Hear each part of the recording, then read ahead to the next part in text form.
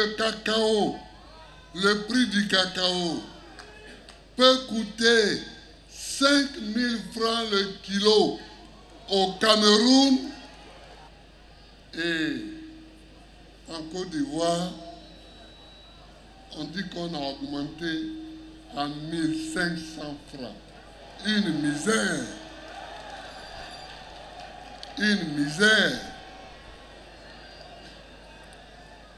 Il y a longtemps, quand j'étais président, j'ai demandé l'union des principaux producteurs, le Ghana et la Côte d'Ivoire. Nous produisons 60% du cacao mondial. La Côte d'Ivoire 40%, le Ghana 20%. 60% du cacao mondial. J'ai souhaité qu'on se rassemble et que nous fixions le prix de vente du cacao au lieu de subir le prix d'achat que les acheteurs nous imposent. Mais on m'a pris pour un très gros révolutionnaire, un trop gros révolutionnaire, et beaucoup m'ont fui petit à petit pour ne pas avoir affaire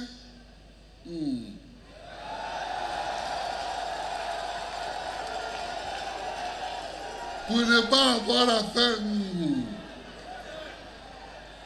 Or, on n'obtient rien sans combat.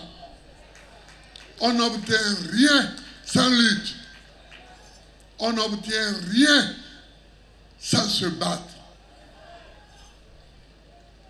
Aujourd'hui, les acheteurs achètent à n'importe quel prix qu'ils veulent. Qu'est-ce que c'est que ça? C'est pour éviter ça. Eux qui sont des libéraux. Moi, je suis un socialiste, mais eux qui sont des libéraux, que le FMI avait imposé une réforme libérale en 2000, au temps où Guy Robert était chef d'État. Elle consistait à dissoudre la caisse de stabilisation pour laisser le planteur-vendeur de cacao en face de l'acheteur et du cours mondial.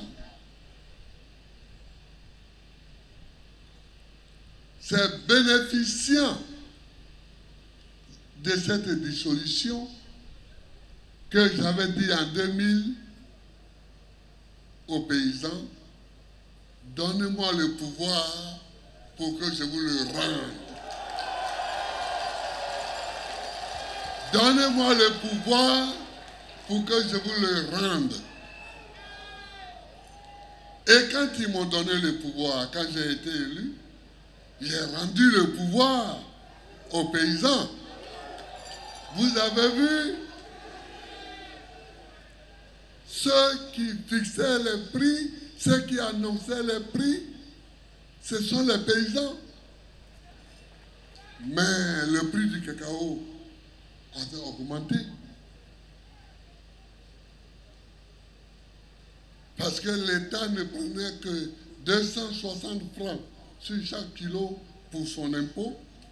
Le reste, les producteurs étaient en face de l'acheteurs et ils leur donnaient tout le reste. Aujourd'hui, les libéraux ivoiriens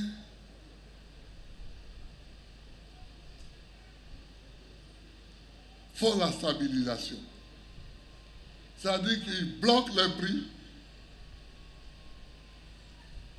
pour se donner les moyens de prendre sur le kilo de cacao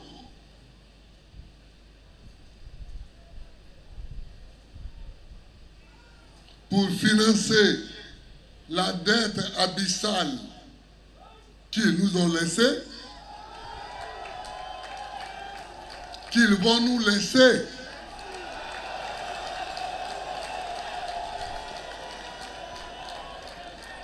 J'ai dit non à ça, que ce n'est pas une bonne manière de faire.